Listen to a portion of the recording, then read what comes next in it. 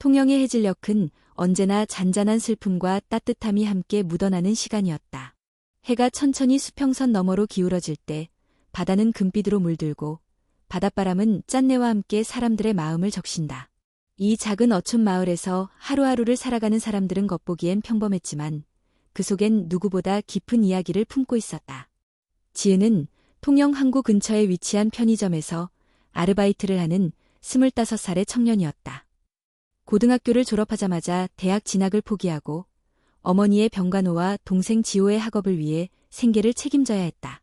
그녀의 하루는 새벽 첫차와 함께 시작되어 늦은 밤 마지막 손님이 떠날 때까지 이어졌다. 삶은 버거웠지만 그녀는 단 한 번도 자신의 상황을 탓하지 않았다. 지은아, 오늘도 수고 많았어. 편의점 점장인 김 사장이 퇴근 시간에 맞춰 건넨 인사에 지은은 익숙한 미소를 지으며 고개를 끄덕였다. 감사합니다. 사장님. 내일 아침에도 제가 정리하고 열게요. 지은은 가방을 어깨에 둘러매고 계산대 옆 창문 너머로 지는 해를 바라보았다. 가슴이 저릿하게 예뻤다. 그 순간 그녀의 휴대폰이 진동했다. 메시지는 서울에서 대학을 다니는 동생 지호에게서 온 것이었다. 누나, 다음 주까지 등록금 내야 해. 우리과 교수님이 장학금 추천해준댔는데 조건이 등록 완료래. 미안. 자꾸 누나 힘들게 해서. 지은은 휴대폰을 가만히 내려다보다가 조용히 화면을 껐다. 괜찮아. 내가 어떻게든 해볼게. 그녀는 늘 그랬듯 혼잣말로 스스로를 다독였다. 이 세상에서 그녀가 반드시 지켜야 할 단 한 사람, 바로 지호였다. 누군가는 그녀에게 너도 너 인생 살아야지라고 말할지 몰라도 지은에게 있어 가족은 삶 그 자체였다. 편의점 문을 잠그고 나오던 순간 맞은편 골목 어귀에서 누군가의 희미한 음성이 들려왔다. 학생, 저기요. 잠깐만. 고개를 돌린 지은의 눈에 들어온 건 낡은 옷을 입고 비쩍 마른 몸을 움츠리고 있는 한 노인이었다. 얼굴은 햇빛과 바람에 거칠게 탄 채 연신배를 부여잡고 있었다. 할아버지, 괜찮으세요? 지은이 다가가자 노인은 떨리는 목소리로 말했다. 하루 종일 아무것도 못 먹었어요. 혹시 1,000원만 도와주실 수 있을까요? 그 순간 지은의 뒤에서 친구 혜미가 나타났다. 또야. 아, 지은아. 제발 이제 그만 좀 도와. 저번에도 어떤 아저씨한테 돈 줬다가 그 사람 편의점 술코너에서 담배랑 막걸리 산 거 기억 안 나?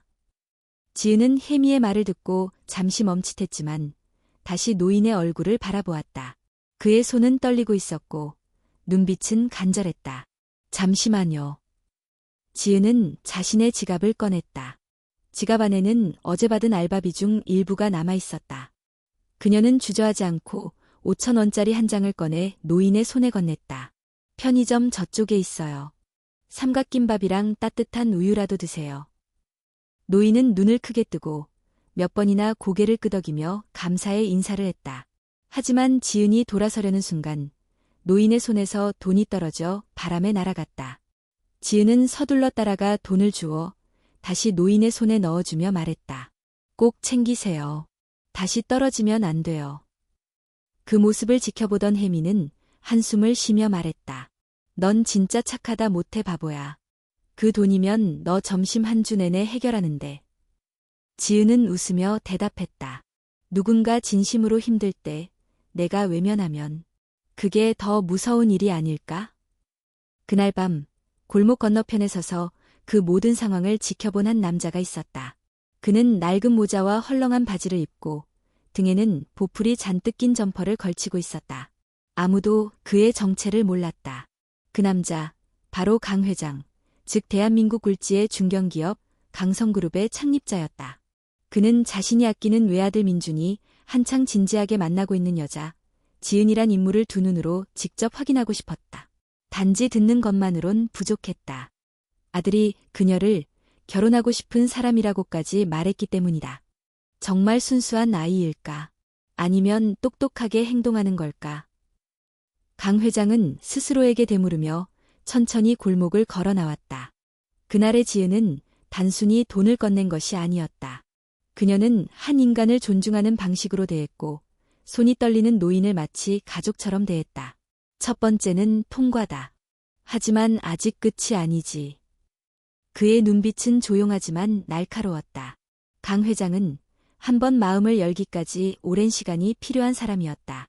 그날 밤 그는 조용히 호텔방으로 돌아가 다음 계획을 떠올리며 찻잔을 들었다.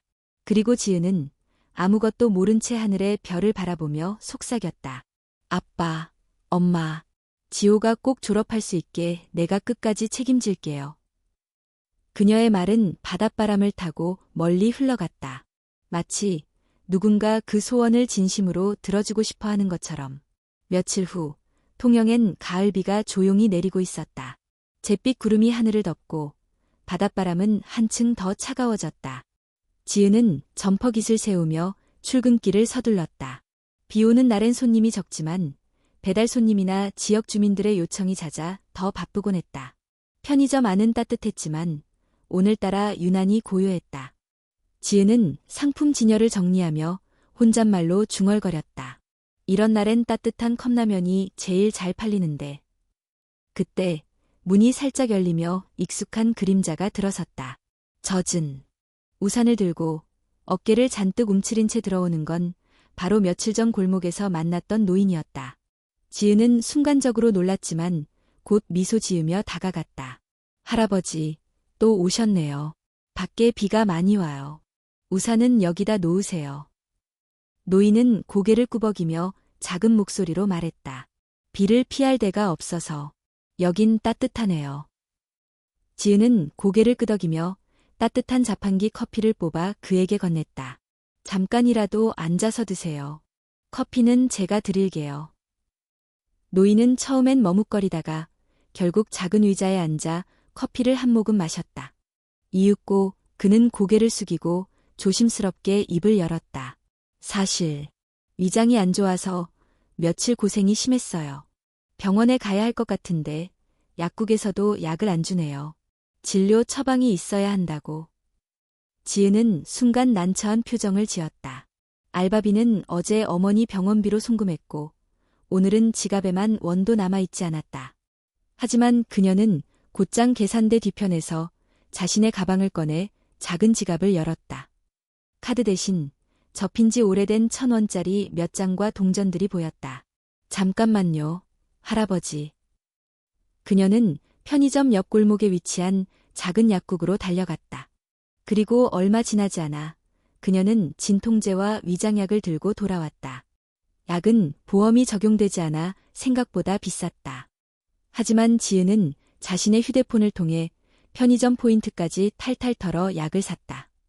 이거 드시고 병원 꼭 가보셔야 해요.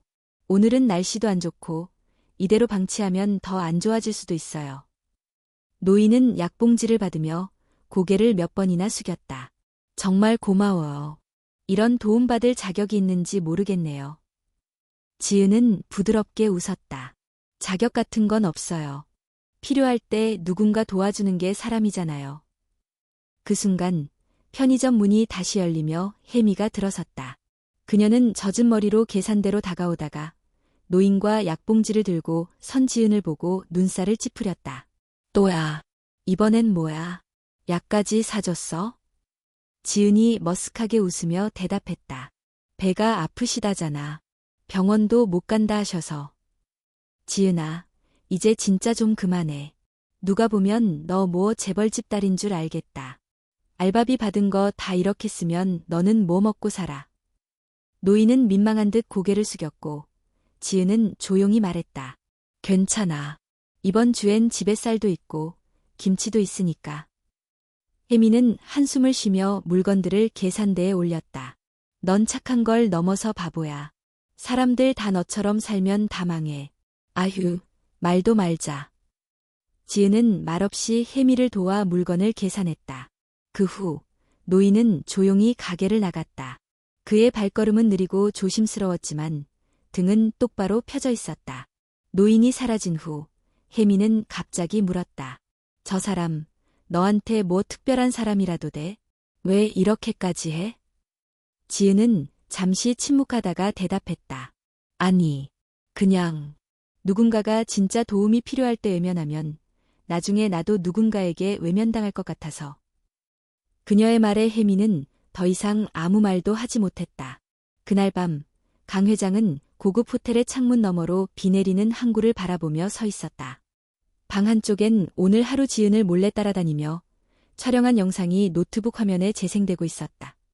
그의 비서가 조심스럽게 물었다. 회장님, 이번엔 너무 강하게 밀어붙이시는 것 같습니다. 혹시라도 민준 씨가 알게 되면.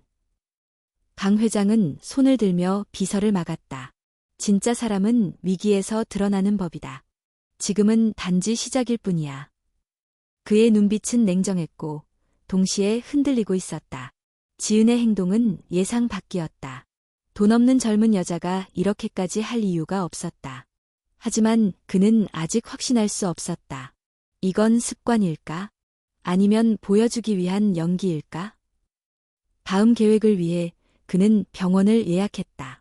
이번엔 단순한 동정심이 아닌 지은의 한계를 시험할 차례였다.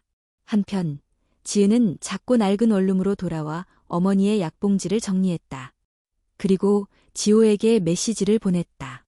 오늘도 무사히 지나갔어. 지호야, 조금만 더 힘내. 누나가 널 지켜줄게.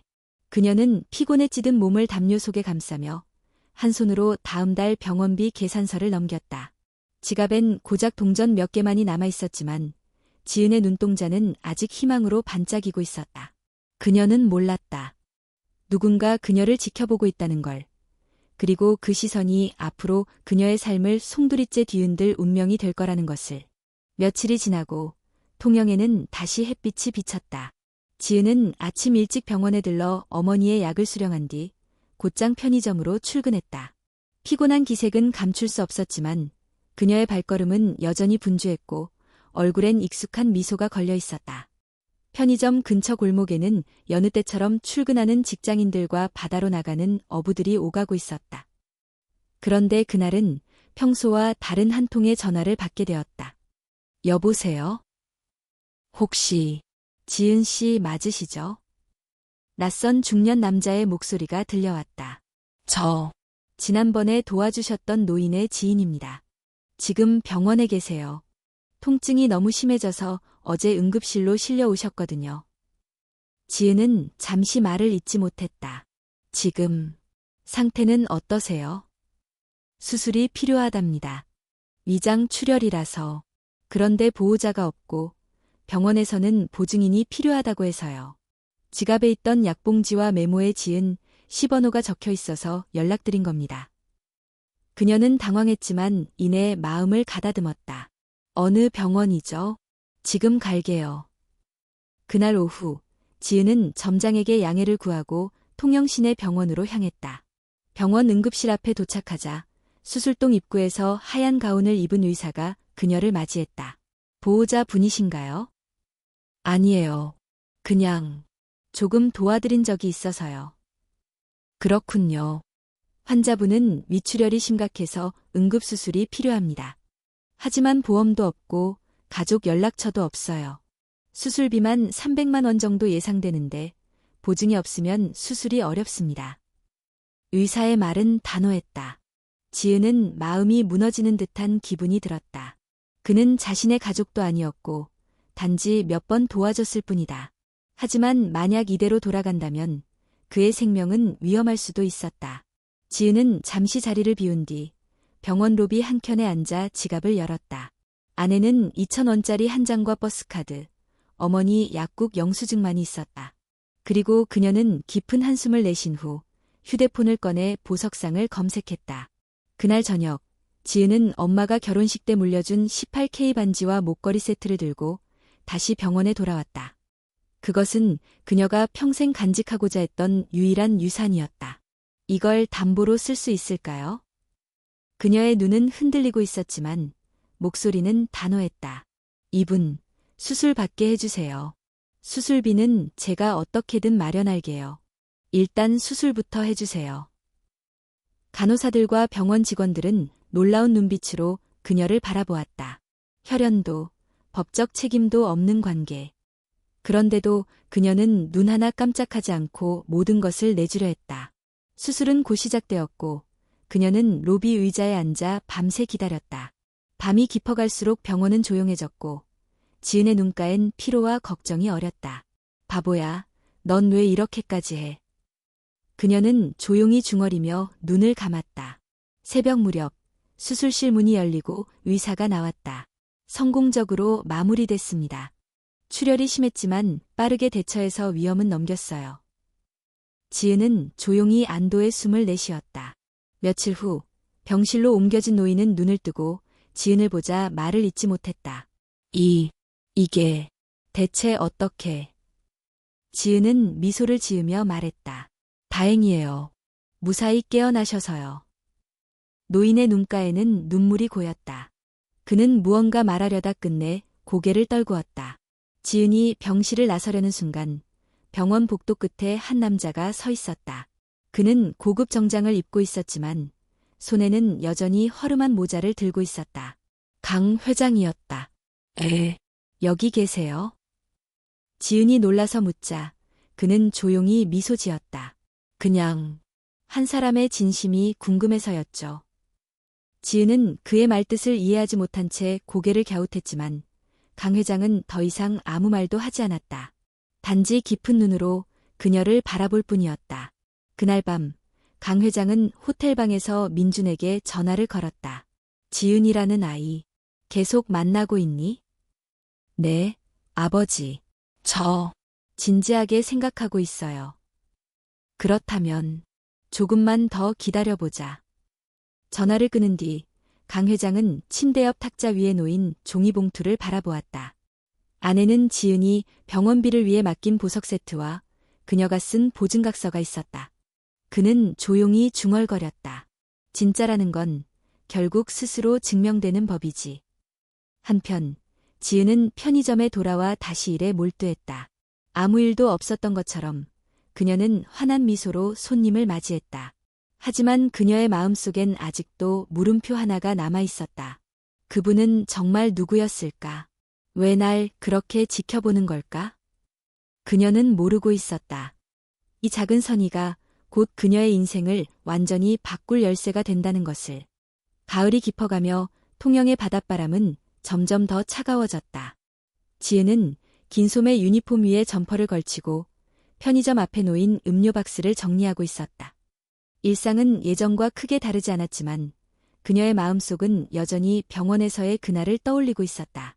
며칠 전 병실에 누워있는 노인의 곁을 지키며 밤을 지새운 뒤로 지은은 더 이상 자신을 단순한 선의로 위로할 수 없었다.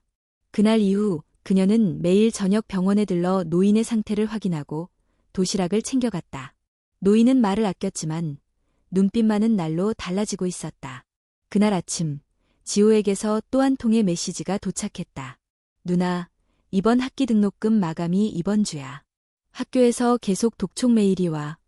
혹시 조금이라도 보낼 수 있을까? 정말 미안해. 지은은 메시지를 읽고 한동안 화면을 바라보다가 천천히 휴대폰을 내려놓았다. 머릿속이 복잡해졌다. 병원비 보증각서에 서명한 후 그녀는 이미 모든 예비 자금을 써버렸다. 게다가 어머니의 치료 일정도 다음 주로 다가오고 있었다. 혜미야, 혹시 이번 주 근무 시간 좀 바꿀 수 있을까?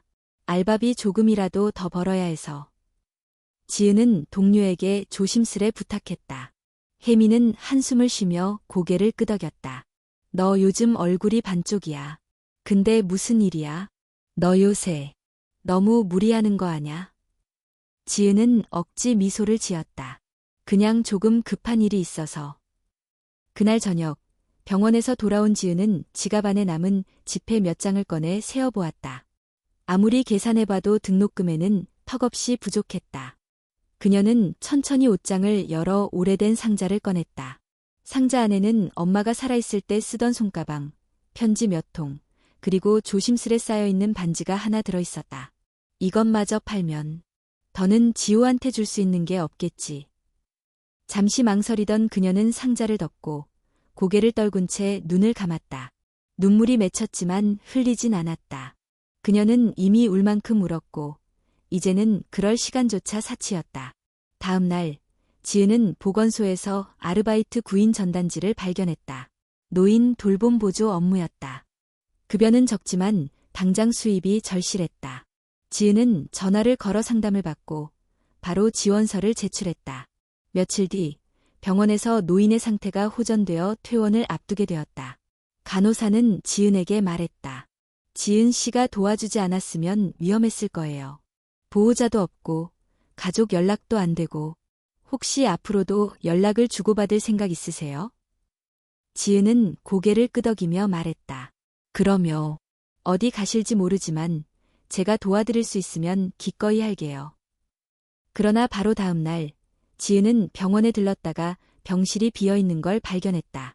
퇴원 수속이 끝났다는 말만 들었을 뿐 어디로 갔는지는 아무도 알지 못했다.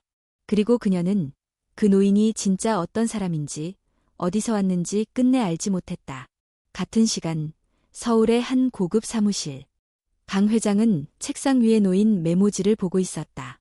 지은, 진심이 흔들리지 않는 사람. 그는 조용히 종이를 접고 서랍에 넣었다. 이제 다음 단계로 넘어갈 때다. 며칠 후 지은은 새로 지원한 노인 돌봄센터에서 업무를 시작했다. 그곳은 통영시 외곽에 있는 조용한 주택가에 위치해 있었고 시설은 크지 않았지만 따뜻한 분위기를 풍겼다. 지은 씨가 새로 오신 분이구나. 어르신들 중에 한 분이 최근 많이 아프셔서 간호보조가 절실했거든요. 그녀가 맡게 된 어르신은 치매 초기 증상을 가진 남성이었고 심한 통증과 식욕 저하로 어려움을 겪고 있었다. 놀랍게도 그 어르신은 예전에 편의점에 몇 번 왔던 적 있는 동네 주민이었다. 지은은 금세 정을 붙였고 그가 잠들 때까지 곁을 지켰다. 어느 날 야간 근무를 마친 지은은 집으로 돌아오던 길에 우연히 강 회장을 다시 마주쳤다. 그는 이번엔 정장을 입지 않고 간단한 등산복 차림으로 해안가 벤치에 앉아 있었다. 오랜만이네요. 지은이 조심스럽게 말을 걸었다. 강 회장은 웃으며 고개를 끄덕였다. 퇴원하고 이렇게 다시 만날 줄은 몰랐어요. 저도 그래요. 병원에서 인사도 못 드렸는데. 그는 그녀 옆자리를 가리켰고 지은은 조용히 앉았다. 그동안 어떻게 지냈나요? 여전히 알바하면서 병원 다니고 가족 뒷바라지하고 있어요. 힘들지 않아요? 지은은 한참을 망설이다가 고개를 끄덕였다. 네, 사실 너무 힘들어요. 하지만 멈추면 안 되니까요. 강 회장은 그 말을 듣고 천천히 고개를 돌렸다. 당신 같은 사람, 드물어요. 지금 세상에선 더더욱. 지은은 그가 무슨 뜻으로 말하는지 정확히 알 수 없었지만 그의 눈빛은 더 이상 시험자의 눈빛이 아니었다. 오히려 무엇인가를 결심한 사람의 표정에 가까웠다. 조만간 다시 연락할 일이 있을 거예요. 그는 그렇게 말하고 일어섰다. 바닷바람이 그의 옷자락을 스치며 흔들었다. 지은은 그를 한참 동안 바라보다가 조용히 중얼거렸다. 도대체 어떤 분이실까? 지은은 아직 몰랐다. 이 만남이 그리고 이 선택들이 앞으로 자신을 어디로 데려갈지를, 그리고 그 선택의 끝엔 한 번도 상상해본 적 없는 진실이 기다리고 있다는 것을. 서울의 한강변에 위치한 고급 카페. 민주는 눈앞의 커피잔을 한참 동안 바라보다가 조용히 한숨을 내쉬었다. 그의 맞은편에는 긴 머리를 말끔히 빗어내린 채 단정한 수트를 입은 여자, 서연이 앉아 있었다. 서연은 같은 회사의 전략기획팀 소속으로 민준과 오랫동안 함께 일해온 동료였다. 동시에 그를 향한 마음을 결코 숨기지 않았던 인물이기도 했다. 민준 씨, 요즘 무슨 일 있어요? 회의 때도 집중 못하고 자꾸 딴 생각하는 것 같던데. 서연의 말에 민준은 억지 미소를 지으며 대답했다. 그냥 조금 피곤해서 그래. 요즘 일이 많잖아. 서연은 고개를 살짝 기울이며 물었다. 혹시 그 여자 때문이야? 통영에 있다는. 지은이 얘긴 꺼내지 말아줘. 민준의 목소리는 부드럽지만 단호했다. 그 말에 서연의 얼굴이 굳었다. 잠시 침묵이 흐른 뒤 서연은 한 장의 사진을 꺼내 테이블 위에 놓았다. 사진 속에는 지은이 병원 복도에서 낡은 봉투를 들고 있는 모습이 담겨 있었다. 이 사진, 내 아는 사람이 통영병원에서 찍은 거야. 그녀 수술비 보증까지 서고 자기 거 다 내주면서 도운 사람. 알고 보면 아무 사이도 아닌 노인이래. 그런 무모한 행동, 너 정말 이해돼? 민주는 그 사진을 뚫어지게 바라보았다. 지은의 얼굴에는 피곤함이 묻어 있었지만 동시에 누구도 흉내낼 수 없는 진심이 느껴졌다. 그 순간 민준의 마음속엔 확신이 자리 잡았다. 지은이는 그런 사람이야. 남이 이해 못해도 상관없어. 나만 알면 돼. 서연은 씁쓸한 표정을 지으며 고개를 저었다. 넌 아직 몰라. 아버지께서 그녀를 직접 시험하고 있다는 거 난 들었어. 회장님, 절대 쉽게 인정하는 분 아니잖아. 민주는 순간 멈칫했다. 뭐라고? 내 아버지가 통영에 직접 내려가서 그녀를 여러 상황에 놓고 반응을 지켜봤다고. 알면서도 넌 그냥 두고 있는 거야? 민주는 벌떡 일어나 자리에서 나왔다. 마음속에서 알 수 없는 분노와 혼란이 뒤섞여 있었다. 그는 아버지에게 전화를 걸었다. 아버지, 지금 통영에 계세요? 왜 그러느냐? 지은 씨에게 무슨 짓을 한 거예요? 진짜 시험하신 거예요? 잠시 침묵이 흐른 후 강 회장의 낮고 무거운 목소리가 들렸다. 지은이라는 아이가 널 진심으로 사랑하는지 어떤 사람인지 확인하고 싶었다. 난 내 인생에 함부로 끼어들고 싶지 않지만 내가 평생 책임질 사람이라면 확실히 알고 싶었다. 민주는 주먹을 꽉 쥐며 말했다. 사랑은 시험하는 게 아니에요, 아버지. 전화를 끊은 뒤 민주는 바로 통영행 기차표를 예매했다. 그는 더 이상 기다릴 수 없었다. 누군가의 진심이 의심받는 걸 더는 두고 볼 수 없었다.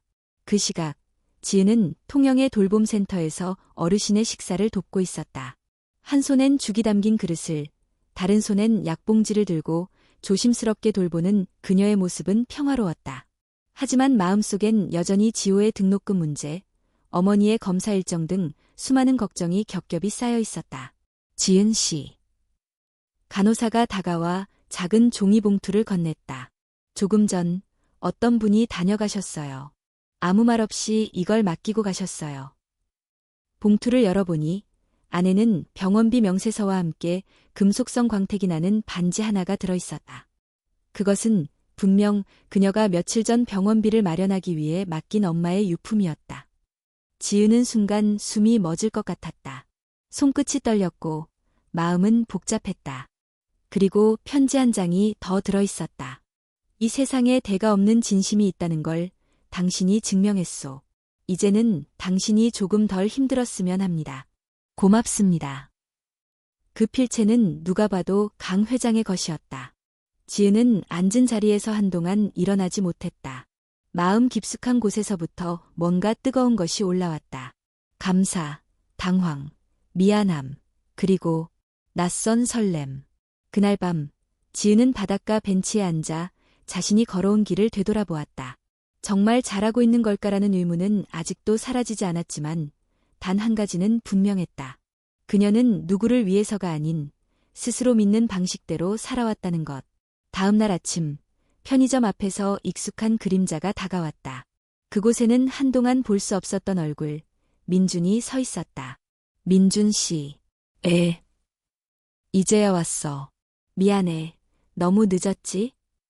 그의 눈은 붉게 충혈되어 있었고 손에는 작은 도시락 상자가 들려 있었다. 당신이 늘 챙겨주던 그 도시락. 이번엔 내가 준비했어. 당신이 먹을 차례니까. 지은은 말없이 도시락을 받아들었다. 눈물이 흐르려던 찰나 민준이 조용히 말했다. 모든 걸 알고 있어. 그리고 이제 내가 지켜줄 차례야. 그녀는 고개를 끄덕이며 눈물을 닦았다. 세상이 흔들려도 두 사람의 마음만은 그 자리에 있었다. 통영의 하늘은 새벽부터 잔뜩 흐려 있었다. 지은은 유난히 눈을 뜨기 힘든 아침을 맞이했다. 전날 민준과의 재회는 그녀의 마음을 따뜻하게 만들었지만 현실은 여전히 무겁게 그녀를 짓누르고 있었다. 어머니의 정밀검사가 하루 앞으로 다가왔고 병원 측에서는 미리 비용을 준비해달라고 연락을 해왔다. 지은은 통장을 열어 잔액을 확인했다. 수중엔 고작 몇만 원이 전부였다. 지난달부터 계속된 병원비와 동생 등록금 선납으로 예비비는 바닥을 친 상태였다. 그녀는 깊은 한숨을 내쉬고 가만히 방 한구석을 바라보다가 조심스럽게 작은 서랍을 열었다. 서랍 안에는 고이 접힌 손수건 하나가 있었고 그 안엔 어머니가 살아생전 남긴 마지막 유산, 자수노인 한복 놀이개와 작은 금목걸이가 들어있었다.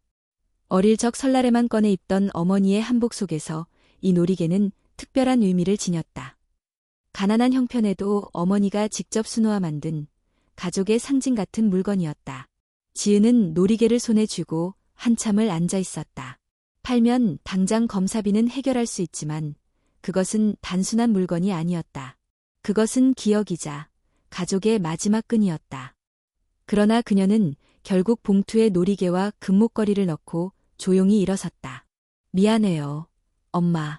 제가 더 지켜주지 못해서. 그날 오후, 지은은 통영시내 보석상에 들어갔다. 오래된 장신구를 살피던 주인은 잠시 눈썹을 찌푸렸지만 이내 계산기를 두드렸다. 금값은 괜찮은데 놀이개는 장신구로 가치가 낮아요. 정성은 알아보지만 시장 가격이란 게 있으니.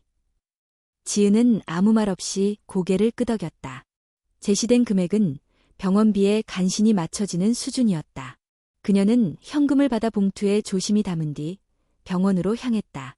한편 강 회장은 서울 사무실에서 전화 한 통을 받고 있었다. 비서가 조용한 목소리로 말했다. 회장님, 지은 씨가 오늘 병원비 납부를 위해 가족 유품을 처분했습니다. 보석상에서도 확인했고 금목걸이와 자수 놀이개였다고 합니다. 강 회장은 말없이 창밖을 바라보았다. 바삐 움직이는 도시의 풍경이 그의 눈에선 흐릿하게만 보였다. 그가 시작한 시험은 예상보다 길어졌고 예상보다도 깊은 울림을 주고 있었다. 이제 그만해도 되지 않겠나. 그의 말에 비서는 조심스럽게 물었다. 민준 씨에게는 말씀드릴까요? 강 회장은 고개를 저었다. 아직은 마지막 확인이 필요하다. 그 시각 민준은 통영으로 내려가는 KTX 안에서 창밖을 바라보며 고민에 잠겨 있었다. 그는 아버지의 모든 계획을 알게 되었고 지은이 겪은 일들을 하나하나 복기하며 마음이 무너지는 듯했다. 사랑은 시험받을 대상이 아니라 지켜야 할 마음이다라는 생각이 그의 머릿속을 떠나지 않았다. 병원 앞에 도착한 민준은 접수대에서 지은의 이름을 언급하며 찾았지만 이미 그녀는 병원비 납부를 마치고 어머니를 모시고 검사실로 들어간 뒤였다. 그는 조용히 로비에 앉아 그녀가 나오길 기다렸다. 1시간쯤 지나 지은이 나왔다. 얼굴은 지쳐 있었지만 표정은 담담했다. 그녀는 민준을 발견하고 잠시 놀랐지만 곧 웃음을 지었다. 어떻게 알고 왔어요? 내가 여기에 있을 것 같았어. 검사 잘 마쳤어? 지은은 고개를 끄덕였다. 결과는 다음 주에 나와요. 아직 걱정이 많긴 하지만 이제 할 수 있는 건 다 했으니까. 민주는 그녀 옆에 앉아 조심스럽게 물었다. 혹시 유품을 처분했다고 들었어.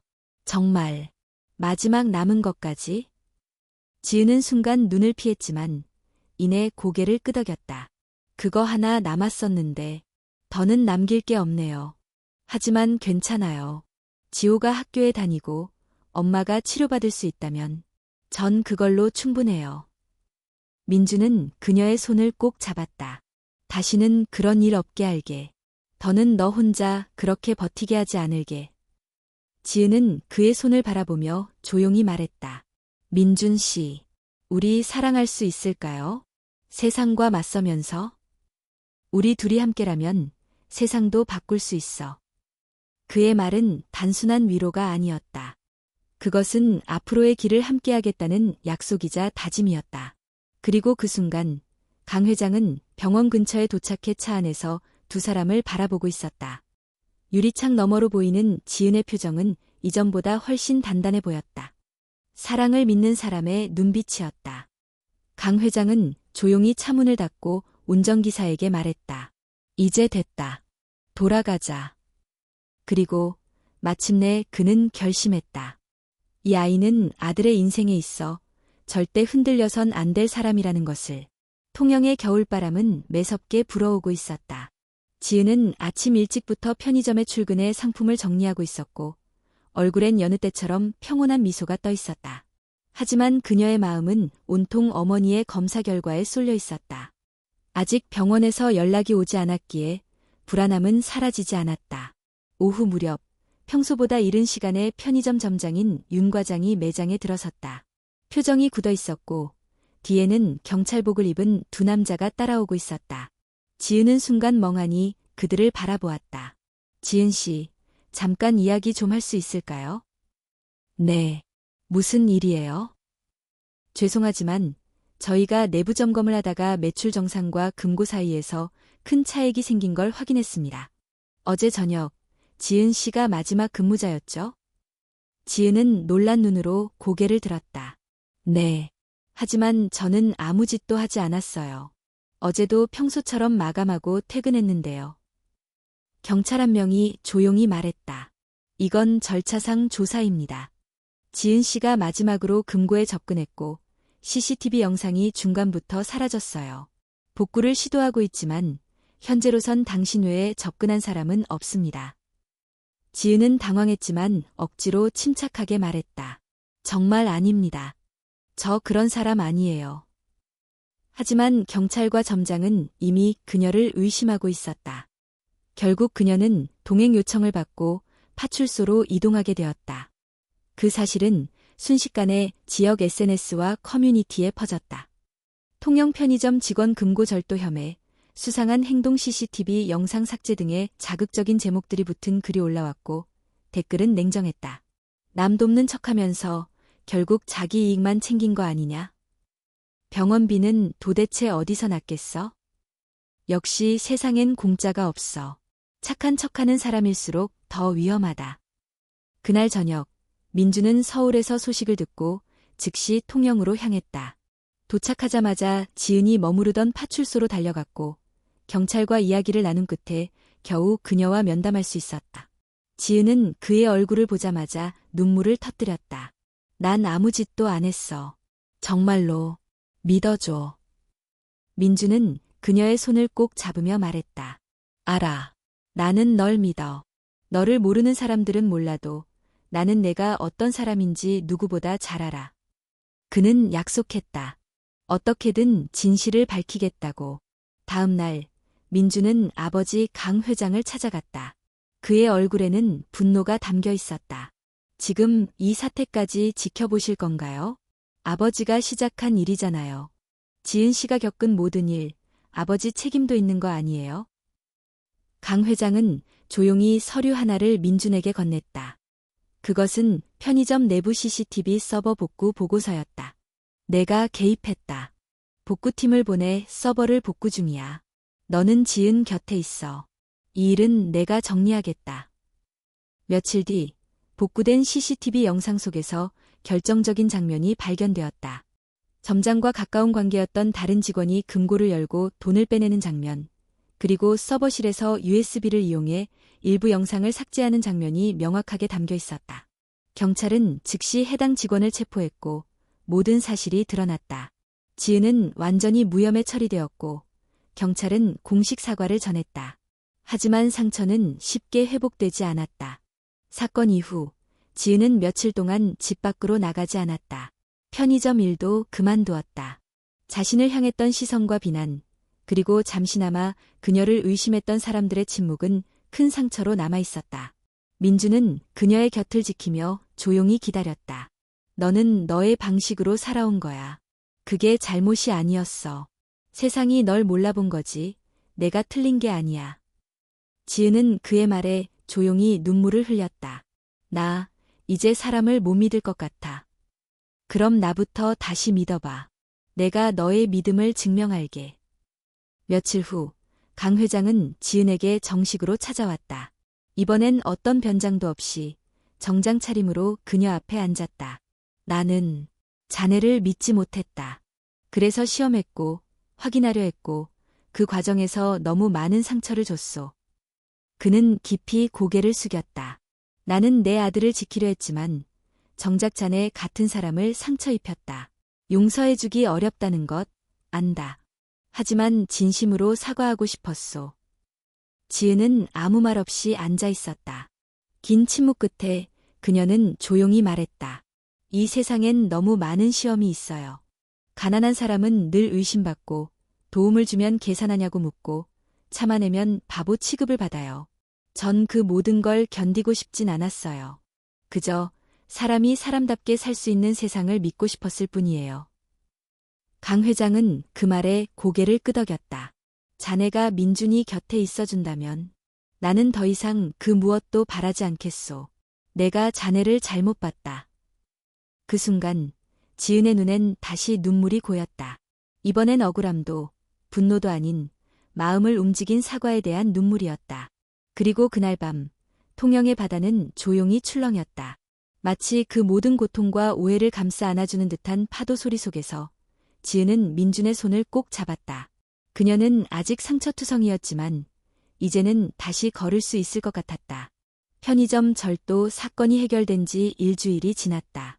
경찰의 공식 발표와 범인의 자백으로 지은의 누명은 완전히 벗겨졌지만 그녀의 일상은 여전히 이전과 같지 않았다. 사람들의 시선은 어느새 또 다른 방향으로 바뀌었다. 그 여자. 누명 쓴 건 불쌍하지. 근데 왜 하필 그런 일이 자꾸 생기냐? 좀 이상하지 않아? 병원비도 갑자기 해결되고 재벌 아들이랑도 연애 중이라던데? 이쯤 되면 운이 좋은 건지 계산이 빠른 건지 모르겠네. 도움 없이 살아가는 것보다 더 어려운 것은 도움을 받아도 의심받는 삶이었다. 지은은 다시 돌봄센터로 돌아가 일하기 시작했다. 어르신들과 함께 시간을 보내는 일이 유일한 위안이 되었다. 그러나 과거보다 더 조용해졌고 누군가 먼저 다가오지 않으면 말을 걸지 않았다. 그녀는 더 이상 사람들의 눈을 똑바로 바라보지 않았다. 그러던 어느 날 민준이 지은을 찾아왔다. 그는 깔끔한 정장을 입고 있었고 손엔 노트북이 들어있는 가방이 들려 있었다. 같이 보자. 지금 이거 세상에 보여줘야 할 때야. 지은은 의아한 표정으로 그의 노트북을 들여다봤다. 화면 속에는 지난 몇 달간 지은이 겪은 일들이 타임라인으로 정리돼 있었다. CCTV 복원 영상, 병원비를 마련하기 위해 유품을 팔던 날, 편의점에서 노인을 돕던 장면들, 그리고 경찰이 공식 발표한 누명 해명 기사까지. 왜 이제야 말하셨어요? 지은의 목소리는 낮고 담담했지만 그 안에는 수많은 감정이 녹아 있었다. 용기가 없었소. 그땐 감당할 자신이 없었고 지금도 그렇다. 전 어릴 적 아버지를 그리워한 기억이 별로 없어요. 어머니가 모든 걸 대신해 주셨으니까요. 그런데도 제 안엔 늘 비워진 자리가 하나 있었던 것 같아요. 이유 없이 남을 의심하지 않으려 했고 이유 없이 사랑하는 걸 두려워했어요. 이젠 그게 무엇 때문인지 알 것 같아요. 강 회장은 천천히 그녀를 바라보았다. 널 많이 늦게 알아봤다. 미안하다. 말로는 부족하겠지. 지은은 한 걸음 다가섰다. 그녀의 눈엔 더 이상 눈물이 고이지 않았다. 제가 아버지를 용서한다고 해서 모든 게 지워지는 건 아니에요. 하지만 저도 살아야 하니까요. 그러니까 아버지도 저를 위해 살아주세요. 이제는 외면 말고 함께 걸어주세요. 강 회장은 처음으로 지은 앞에서 고개를 깊이 숙였다. 그것은 기업인의 체면이나 자존심이 아닌 한 인간으로서의 회한과 용기의 표시였다. 그날 저녁, 지은은 민준에게 이 모든 이야기를 털어놓았다. 놀란 민준은 한참 동안 말을 잇지 못했지만 이내 그녀를 안아주며 조용히 말했다. 이젠 내가 어떤 과거를 가졌는지가 아니라 우리가 어떤 미래를 만들지를 생각할 때야. 그리고 그들의 미래는 마침내 같은 방향을 바라보고 있었다. 봄이 왔다. 통영의 바다는 다시 푸르게 빛났고 항구를 따라 늘어진 골목들엔 진달래와 목련이 피어나기 시작했다. 거센 겨울바람과 함께 몰아쳤던 오해와 상처는 어느덧 계절의 끝자락으로 밀려나 있었다. 지은은 다시 편의점 앞벤치에 앉아 있었다. 손에는 따뜻한 커피가 들려 있었고 옆자리에는 민준이 조용히 함께 앉아 있었다. 둘은 말을 하지 않았지만 그 사이의 공기는 더없이 편안했다. 처음 이 자리에서 커피를 마셨을 땐 아무것도 몰랐어요. 지은이 조용히 입을 열었다. 내가 왜 여기 있는지도, 내가 뭘 위해 이렇게 버티고 있는지도, 그냥 매일 살아남는 게 전부였어요. 민주는 그녀를 바라보다가 고개를 끄덕였다. 그런데 지금은 살아가는 게 뭔지 조금은 알 것 같아요. 내가 만든 선택들이 나를 이끌어왔고, 나를 만든 건 결국 나 자신이더라고요. 민주는 그녀의 손을 살며시 잡았다. 앞으로 우리가 함께할 시간은 선택이 아니라 결정이었으면 좋겠어. 더는 흔들리지 않게. 지은은 가만히 웃었다. 응, 나도 그래. 며칠 후 서울에서 강 회장은 정식 기자회견을 열었다. 모든 언론이 주목한 자리였다. 창립 이래 처음으로 그룹 총수가 공개 양도라는 단어를 공식적으로 사용하는 자리였다. 강성그룹은 앞으로 제 아들 민중군과 그 파트너에게 운영의 중심을 넘기기로 했습니다. 저는 이제 한 기업의 총수로서가 아니라 한 사람의 아버지로, 그리고 조금 늦었지만 한 아이의 아버지로서 살아가려 합니다. 그의 발표에 기자들은 술렁였고 질문이 쏟아졌지만 그는 더 이상의 언급은 하지 않았다. 대신 준비된 자리에서 내려와 곧장 통영으로 향했다. 그리고 그곳에서 그는 지은의 어머니가 오래전에 남긴 낡은 묘비 앞에 섰다. 지은은 그 곁에 있었다. 그분이 살아계셨다면 뭐라고 하셨을까요? 지은의 질문에 강 회장은 조용히 대답했다. 지금이라도 와줘서 고맙다고 말해줬을 거다. 잠시 침묵이 흘렀고 두 사람은 그 앞에 조용히 꽃을 놓았다. 며칠 뒤 지호는 대학 입학식에 참석했다. 캠퍼스엔 신입생들의 웃음소리가 가득했고 지호는 낯선 환경에 조금 긴장한 듯했다. 그런데 운동장 끝에서 자신을 바라보고 있는 누나의 모습을 발견하자 그는 금세 미소 지었다.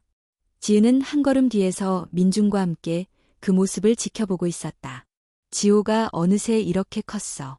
내가 그 아이를 안고 병원 오가던 날들이 엊그제 같은데. 이제는 지은 씨도 누나가 아니라 누군가의 인생을 함께할 사람이니까. 그래도 평생 지호한텐 내가 누나야. 그녀는 웃었다. 그날 밤 네 사람은 함께 저녁 식사를 했다. 처음엔 어색했던 지호와 강 회장도 시간이 지날수록 조금씩 웃음을 나누기 시작했다. 지호군, 꿈이 뭐라고 했지?